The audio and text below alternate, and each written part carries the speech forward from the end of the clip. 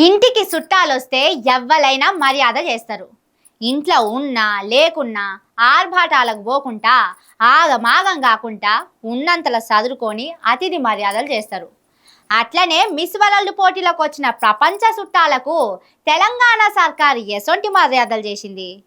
అసలే పైసలు లేని రాష్ట్రమాయే. సీఎంను ఘోషణ ₹1 ఎక్కువ లేని రాష్ట్రమాయే. మరి ఆ అందమైన భామల కోసం ఎంత ఖర్చు చేసిండనేది తెలుసుకుందామని పోతే ఏమైందో చూడుర్రి. లక్షాధికారైన లవణ అన్నమే గాని మెరుగు బంగారాన్ని ఎవలు మింగరు. ధనమెంత ఉన్నా ధాన్యం గింజలే తింటారు గాని మనులు మాణిక్యాలు ఆరగించరు. కానీ మిస్ వరల్డ్ భామల ఒక్క ప్లేట్ తిండి ఖర్చు ₹1,00,000 అని అన్నారు.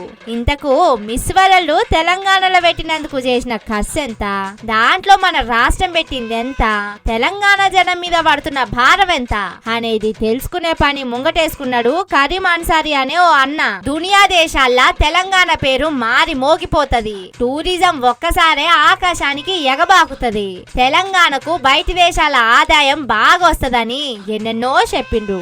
మరి ఖర్చు ఎంత, ఇప్పటి వరకు వచ్చిందెంత అనేది తెలుసుకుందామని ఆర్టీఏకు అప్లై చేస్తే అడ్డం పొడుగు సమాధానాలు చెప్పిందట టూరిజం శాఖ.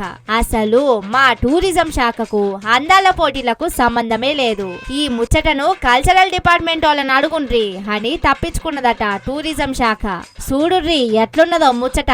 దొంగతనం చేసిన వాళ్ళు తప్పించుకున్నట్టు ఎసొంటి ఉపాయాలు చేస్తున్నారో. అందాల పోటీల పేరుతోని ఎంత మాయం చేసిండ్రో అనేది బయట పడొద్దని ఇట్లా చేస్తున్నారని కొందరంటే, తెలంగాణ జనం సొమ్మును విచ్చలవిడిగా ఖర్చు చేసిన సంగతి తెలిసి జనం తూ తూ అంటారని ఇంకొందరు అంటున్నారట. అందాల పోటీల ముచ్చట అడిగితే అడ్డగోలు సమాధానాలు చెప్తున్నారట. మరి నిజంగానే టూరిజం శాఖకు సంబంధం లేదా అంటే, టూరిజం మంత్రి జూపల్లి కృష్ణారావు అందాల పోటీల జ్యోతి వెలిగించి ఎల్బీ స్టేడియంలా యమ్మ ఉరుకుడురికిండు. ఇప్పుడేమో బాధ్యత నాది కాదన్నట్టు తప్పించుకునే బాటలు ఎత్తుకుతున్నాడు. వాళ్ళట్లా చెప్తున్నందుకు అనుమానాలు పుట్టుకొస్తున్నాయట తెలంగాణ ప్రజలకు. ఎన్ని కోట్లు మాయం చేసిండ్రో, ఎవలెవలు జేబులు నింపుకుంటున్నారో ఏం పాడో పోండ్రి అని అనుకుంటున్నారట. చూడాలే మరి దీంట్లో ఎంత కుంభకోణం బయట పడుతుందో.